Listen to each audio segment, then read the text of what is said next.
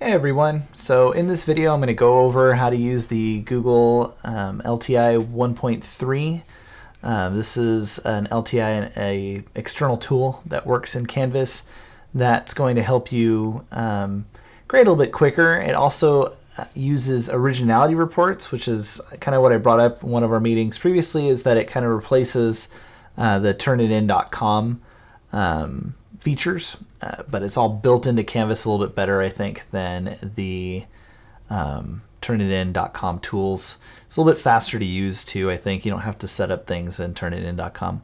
So let me just briefly go over what you got here. I'm going to move myself out of the way. So you've got two external tools that are called Google in Canvas. The one that we've been using, and you probably were using the past couple of years, is Google Drive Cloud Assignment. It works with Google Drive files. You can make a copy for your students. It works in a way that makes it difficult for students to see everything because there's lots of kind of bars that go down their screen. I don't know if you've ever looked at what they see, but it can be a little bit challenging. Like they've only got like half the window usually. Or it's built into Canvas and it's kind of like this weird, awkward box. They are sunsetting this tool. They've been telling us for 2 years that they're sunsetting it, and they kind of have now. It's still there. It's just not being accessed, like not being supported by Google or Canvas. So in the future, it'll get kind of buggier and buggier. This tool, though, Google Assignments LTI 1.3, is the tool that Canvas and Google want us to be using. It works with Google Drive files just like Cloud Assignment does. It makes a copy for students just like Cloud Assignment does. However, you can use multiple files in one assignment on this one. So you can do like a Google Doc and a slide and a sheet, and all of those things will be made for them. You could do a doc where it's like a template for them, and then a doc that's like their essay format. All those things can be combined in the one tool, so you don't have to do multiple ones. And it does finally now work with SpeedGrader and Originality Reports, which are the kind of replacement for turnitin.com. As for why you should switch to LTI 1.3, the Google Cloud Assignments tool, which is the one we were using due to the fact that it works with SpeedGrader, is being sunset, like I said before. That means eventually it won't work. It's going to eventually break down. It won't consistently work the way you want it to. It kind of has already been doing that, but usually there were easy workarounds, just like refresh, and it should work. Eventually, just because the way things update, Canvas is going to update away from it, and it's going to be harder and harder to get it to work. The LTI 1.3 was updated this summer to work with SpeedGrader. Therefore, it does pretty much everything the Google Cloud Assignments tool does, but it is a lot easier to use. It used to be way more difficult to use. So I'm going to show you how to use that. So the first thing you're going to do is you're going to make an assignment in Canvas. Whatever steps you normally follow to do that. If you're going to use a rubric, remember, for any external tool, if you're going to use a Canvas rubric with it, you're going to build that rubric before and attach that rubric before you make the external tool added on. Otherwise, you're going to have to take it off and reset. It's a big pain. Okay. Then you're going to open up the external tool options. You're going to use the drop-down menu next to submission type and select external tool. It looks like this, and then you're going to click find. I check this box, but you want to check it after you do the external tool. So once you open up that, you're going to scroll down the big menu that pops up there. You're going to find Google Assignments LTI 1.3.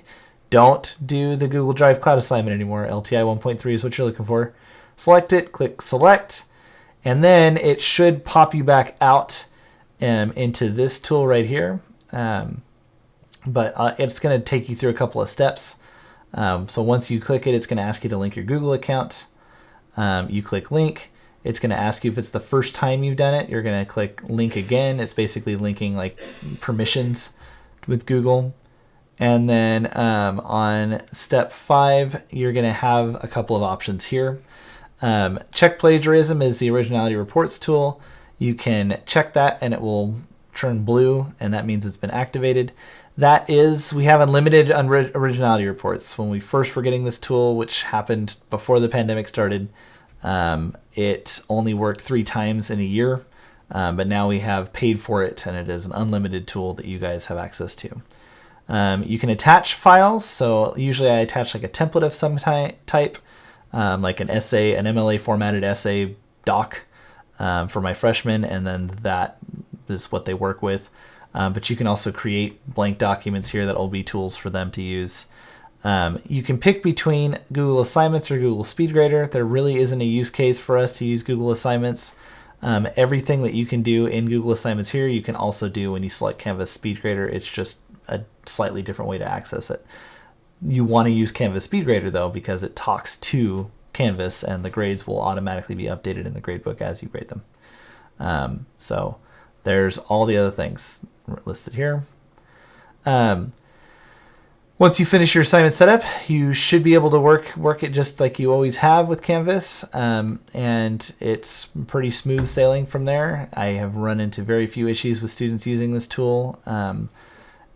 It does work a little bit differently for them, so I'm going to show you that compared to the other Google app.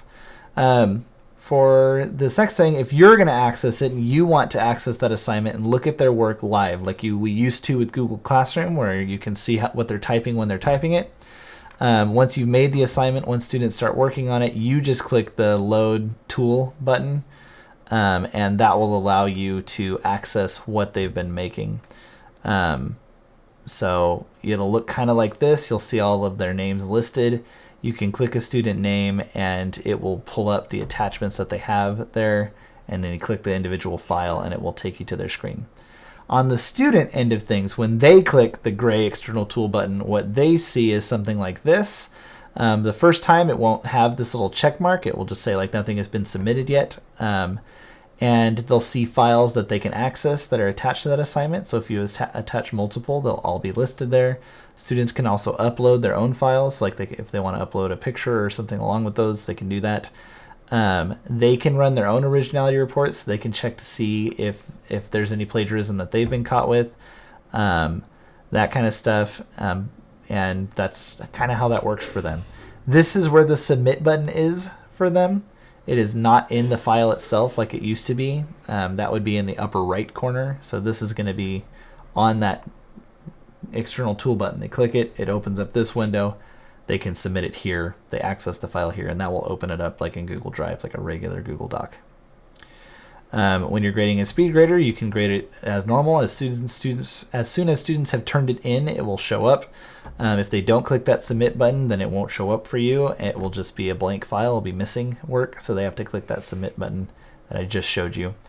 And all the grades that you put in SpeedGrader show up in your grade book in Canvas, and you can use the Synergy Grade Passback if you've been using that. Okay. And that's pretty much all you need to know. I'm going to run through all those steps again, but I'm going to do it live in Canvas so that you can kind of see how that works. Okay, so I'm going to come in here. I'm using my Creative Writing Club because I don't think I've used this tool for them at all. I'm going to go to Modules. I'm going to just add a new assignment in here. Okay, and I'm just going to call this Test Assignment. I'm going to click Add, going in here. We're going to pretend that I'm adding a bunch of stuff. If I wanted to add a rubric, this is where I would add that. Add the rubric in first. Okay. And then I'm going to come in to my edit tool and I'm going to scroll down, submission type, external tool, find, scroll all the way down again, go to Google Assignments LTI 1.3, click that. It's going to ask me to link it. Okay. This is my account. I want it to link. Now it's asking me to give permission, so I'm going to link that. And then it's going to back all the way out and give me the new thing here. Yep, there we go. Okay, so this window will show up now. This is that window I was showing you before. I want to check for originality, so I want it to be checking if there's any plagiarism. I'm going to click Attach.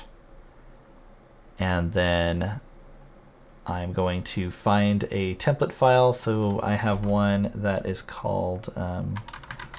I have a couple that are like essay templates, so I'm going to click that. Okay, so I have ones that are called templates. These are ones that are generated by Google. I'm going to use my informative essay template. I'm going to click Add. So now that's added in there. Each student's going to get a copy of it. I'm going to leave it on Canvas SpeedGrader. Then I'm going to click Create. And saving all the details, everything's linked. Click Select back on the Canvas tool. Load this tool in a new tab. And then save. And now I've added this to the assignment. If I had assignment details, it would be showing up here. I can click this button, and now I can access it from my end. And as students click it, as it's activated, they'll show up here. Okay. To show you one that's already been used, go into one of my Canvas classes. Going to give you a view of one that already is working. Let's look at this one. So I can click this gray button. And then in here, I can see all my students that have submitted things. These originality reports will tell me if passages have been flagged.